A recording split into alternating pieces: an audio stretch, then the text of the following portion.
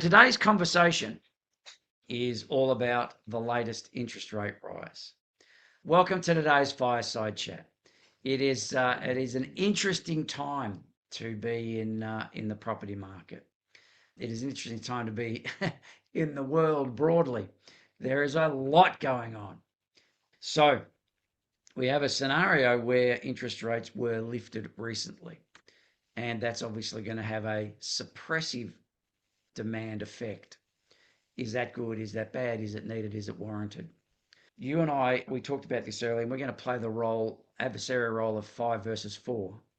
I'm going to be the 5, so I already know I'm going to win. You're going to be the 4, It's so not fair. you can get on your soapbox and rant and rave all you like, and that will be fine. All right. Awesome. So, Simon, should we have raised interest rates last week? Yeah, so let's look at that. Because as you say, Brendan, it was a split decision, so a little bit controversial.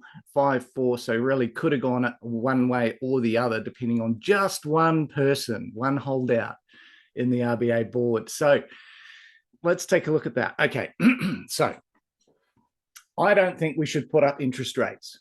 The reason why I think we shouldn't put up interest rates is there's too much going on. There's a lot of uncertainty, and I think you're putting the economy at too much risk. Yeah, I disagree. We are so far above our broad range of 2 to 3%. We are mandated to bring this into 2 to 3%, almost at any cost. We are also mandated to keep employment as strong as possible. So we can't make significant changes rapidly.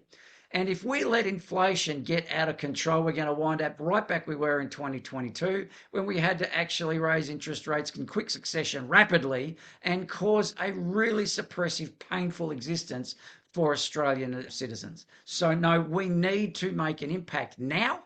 Not a big one, but we need to make an impact now to make sure it doesn't get away from us. So you're basically just saying that inflation's already too high and you've got to bring it back down. But you just mentioned that your mandate is also to maintain full employment. So the risk that you're creating here by putting up interest rates, particularly if you put them up too fast and too hard, is that it starts to really damage the economy. Because if there's not enough demand in the economy, then businesses start laying off people and you end up with higher unemployment. So you have to strike a balance there. You're not And wrong. And that balance is a very fine balance. So one interest rate rise right now, I think of 0.25, I think is sufficient to cause enough panic in the market for them to actually pull their heads in a little bit further, meaning we may not need another one later. We won't know until the data comes out. But at least this impact will have the capacity for us to go, let's suck it and see. It's not going to be significantly damaging. It will be a bit suppressive, no argument. It may have the impact of tempering new employment, no argument at all, but we are near enough to full capacity employment that the impact won't be that great. So it's appropriate and warranted to lift by 0.25. so the fundamental assumption and the fundamental issue I take with that is that you're assuming that you can bring inflation back down simply by suppressing demand, that this is a demand side issue. No, I'm So, not saying that. I know fully well that this is a supply side issue, but I've only got one tool, and, oh, so, and so, it's a so, so you, sledgehammer of a tool. that's right. So if you've only got one tool and that tool is a hammer, every problem starts to look like a nail, doesn't it? Absolutely. And this is a big fat nail. And this nail is already protruding from the top of the bar, which is 3. We've got to hammer this nail back down so that it goes under 3. So Otherwise, let's the long term effect for this country is negative and people will feel this for decades. so Not that I'm being dramatic at all. I would argue that the act of hammering that nail has a high risk of also being very negative and potentially a greater risk of being negative. And the reason I would say that is because inflation, if you unpack where the inflation is actually happening, it's highly concentrated in areas where there are real supply constraints as opposed to excessive consumer driven demand. I mean, the latest stats and the Reserve even says this in its latest statement on monetary policy that came out with the decision, is that the level of consumption growth was below expectations in the last quarter. So we don't have runaway demand driving up inflation. What we've got is a real constraint on the supply side, concentrated in areas like housing, driving up rents because there's not enough rental stock, like energy, because we've mismanaged energy production in this country for so long. And now obviously you've got the oil shock on top of that, which flows into inflation and energy. And issues like insurance premiums going up as a direct result of climate change and natural disasters and so on, driving up inflation, driving up insurance premiums. Now, none of that can be fixed in the short, medium, or long term by suppressing demand. The only fix for that is to increase the supply. Now, sure, we say, well, we've got to strike a fine balance here. But if we take, for instance, the housing category, which is 20% of the overall inflation measure, and we say, well, we're going to smash down demand by putting up interest rates, and people will spend less on all sorts of stuff, they can't not put a roof over their head. So they're still going to have the same level of demand for housing. There's still an inadequate supply there. And in fact, if we put up interest rates, the private investment sector, private investors who are a significant contributor to the rental stock in this country, will be less inclined and less able to go out and buy investment properties to put into the rental market.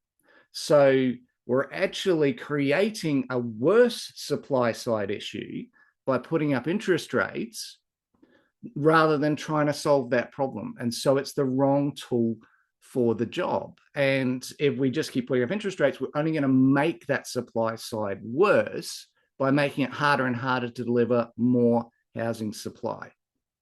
So, Simon, I think we have the wrong tool for the job. Simon, Master RBA board member, I appreciate wholeheartedly where you're coming from, and I am in agreement with you, outside of the fact that our job is not to come up with government policy and solve those problems. Our job is to exercise the hammer. We have but one tool. We don't control policy. We don't govern policy. We don't create policy. We don't create the problems. Our tool is to manage the problems that exist and to keep inflation low and employment strong to the best of our ability. Thus, if we are able to suppress demand, albeit a supply side issue, if we are able to suppress demand sufficiently that we don't lose control of inflation. And now, please understand, Simon, board member master, please understand, I wholeheartedly feel the pain that Australians are going through right now with cost of living. It is after the 22 rises and the supply side hits already, people are in pain.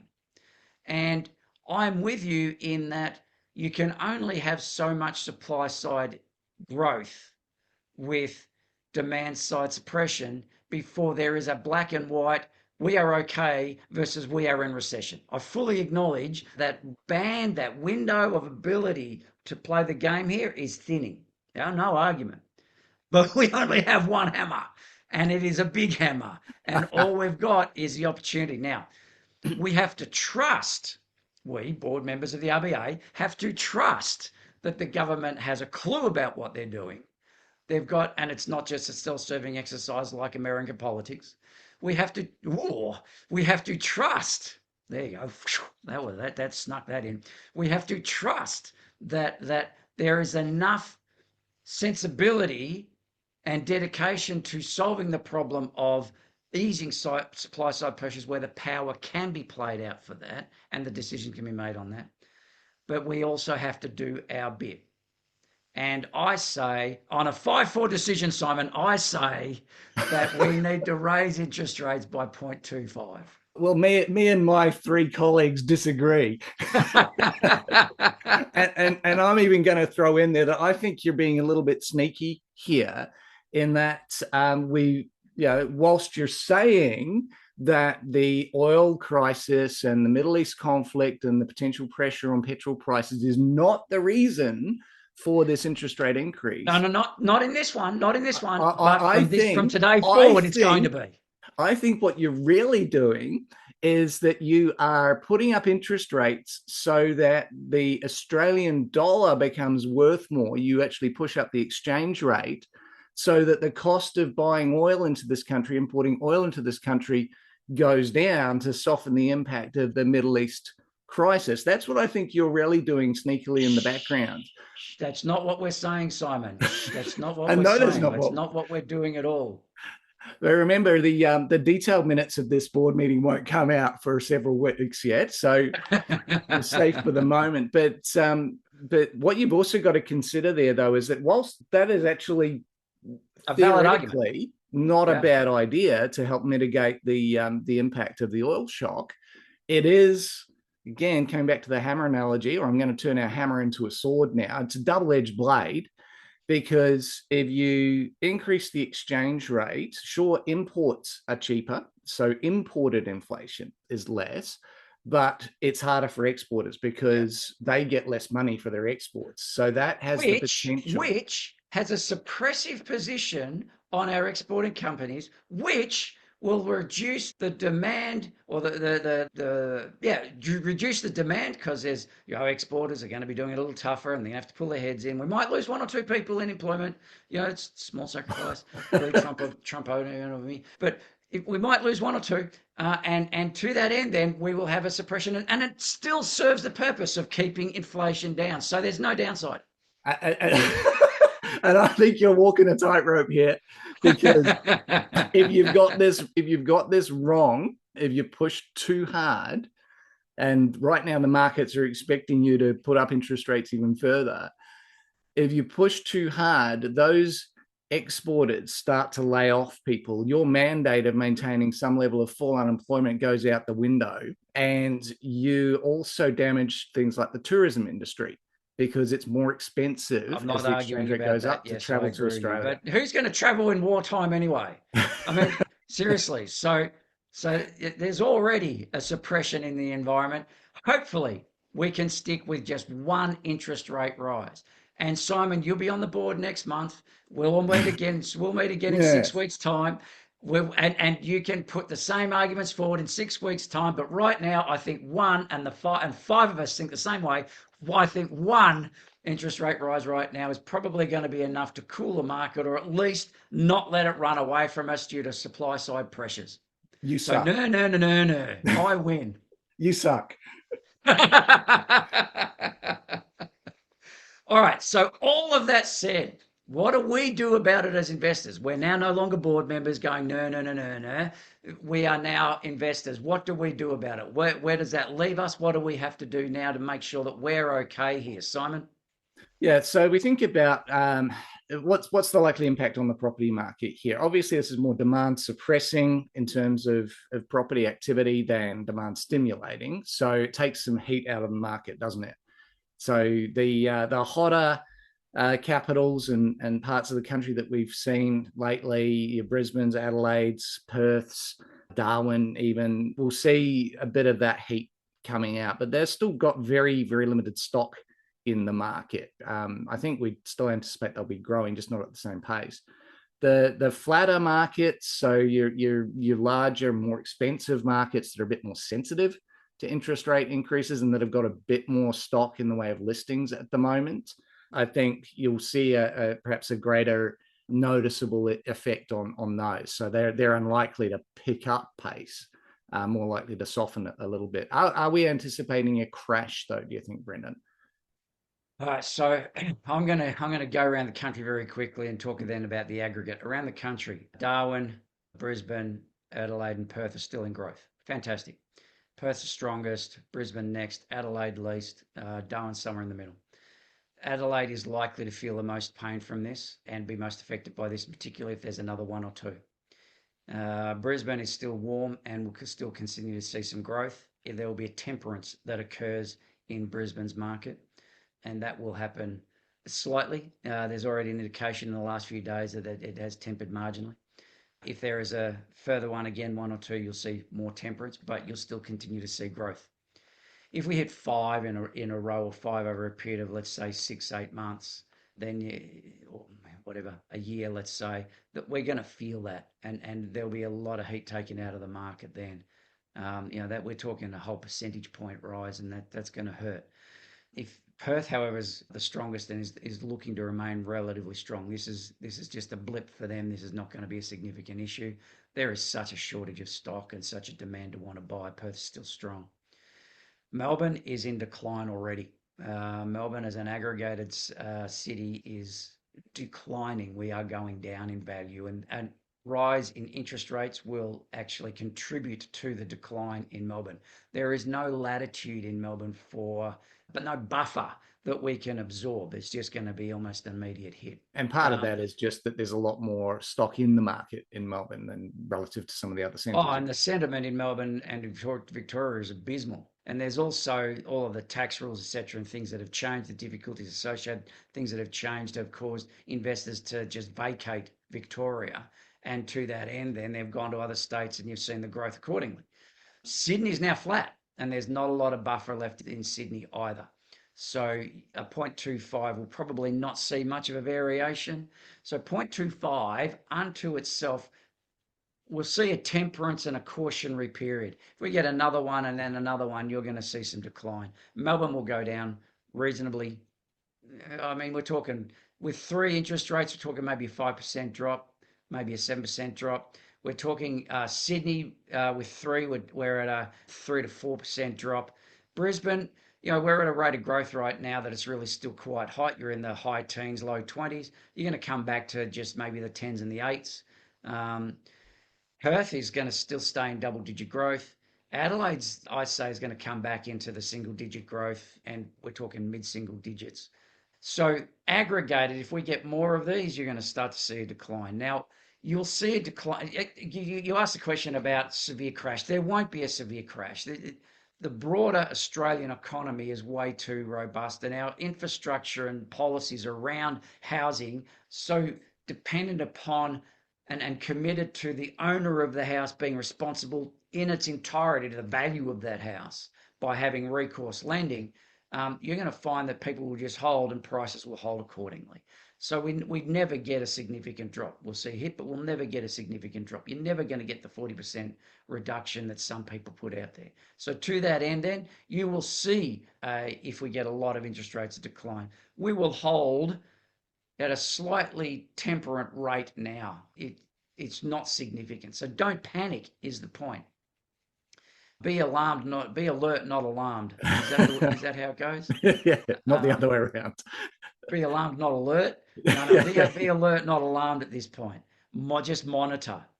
But if you've got, and I still suggest short-term projects in and out, where the market conditions don't change that greatly, are still ideal. So your short-term reno, a very fast duplex, something like that.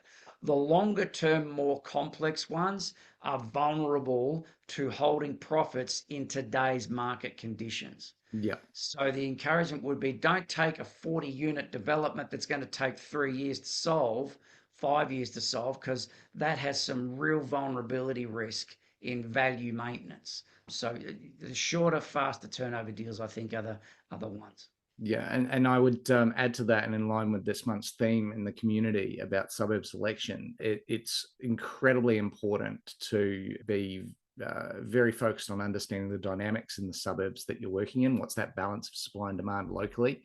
And to that end, for our results members, Brendan, you and I are going to come together again next week for the results members and revisit the suburb watch and the suburb tracking methods that we use in the program, and make sure everybody is very up to speed on doing that as a key part of their investing strategy moving forwards. A couple of other things just to add to that, like if you hold existing properties at the moment, I'd say you should be stress testing the cash flows on your existing portfolio at an assumption of a percentage point higher on interest rate, just to see how manageable that is. If that's going to cause you some real pain, then maybe you want to be taking some preemptive risk mitigating action now, or at worst, looking to refinance onto better rates to buffer yourself.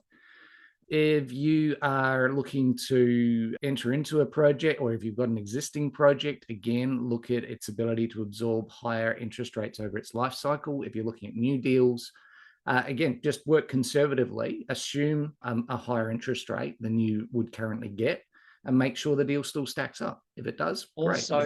Also assume longer holding costs. If you're looking to sell something in a market that's a little more temperate, you might find that holding costs start to expand. Oh, sorry, Yeah. periods of time for sale, days on market will start to expand. So add a couple of months of buffer in your budgeting to make sure that you can compensate for the hold period, should that be the case. Exactly right. And Now, if there are a you're couple of questions. What are your thoughts around capital gains tax changes? Not right now. That's another conversation for another day. we'll probably do Why are that we next week, I think. getting more interest rate rises when most other countries are dropping rates? That's because our personal circumstances or our country's circumstances are very, very different to We most other have a countries. higher rate of inflation than a number of the other countries at the moment. So it is a different set of dynamics. That said, it could very well be that the Reserve Bank's just one of the first cabs off the rank here. And would you look at pre-sales now or wait till the end of the year? I'd be starting to look at pre-sales sooner rather than later. It doesn't make, given it's pre-sales, if you've got something that's going to be finished mid next year, then put it on the market now and change real estate agents with some regularity if you need to promote a new interest and a new level of interest into your sales. But Yep. I'd be probably tempted to go for, and it depends on the state you're in. I mean, if you're in Melbourne, by all means. If you're in Sydney, now's a good time. If you're in Brisbane, you could probably hold off a bit. If you're in Adelaide, let it just watch and wait for a bit and monitor it. If you're in Perth, don't put a pre-sale on until completion right now. So it depends on the state that you're in. Yeah, I mean, the key thing I'd add to that is don't let greed overwhelm your common sense. If you can get a good enough profit on a pre-sale where you've got the greater certainty of having locked that in and the ability to exit pretty soon after completion, then that should be weighing strongly in favor of taking the pre-sale rather than holding out and hoping that you get that little bit extra on completion. Simon, as a board member of the RBA, I thank you for your time today. You were supported by another board member named Josh, who thought Team Simon should win. I did Well see done. that. Thank you, Josh. Yeah, yes, yeah. But you lost anyway, no. Guys, we Just wish didn't you a have the great numbers. week Didn't have the ahead. numbers. Damn it. We wish you a great week ahead. Don't forget that we have the online workshop this Saturday where we're going to be helping you map out your financial freedom plan. So if you haven't RSVP'd for that yet, head over to the upcoming events space and make sure you RSVP for that to get the reminders. And we'll see you online live for that on Saturday. Welcome to our newest members in the community. Great to have you on board. Hope you're enjoying these sessions. Do make sure that you fully complete your profile, answer those questions in there. That will help you make connections with other like-minded investors in the community.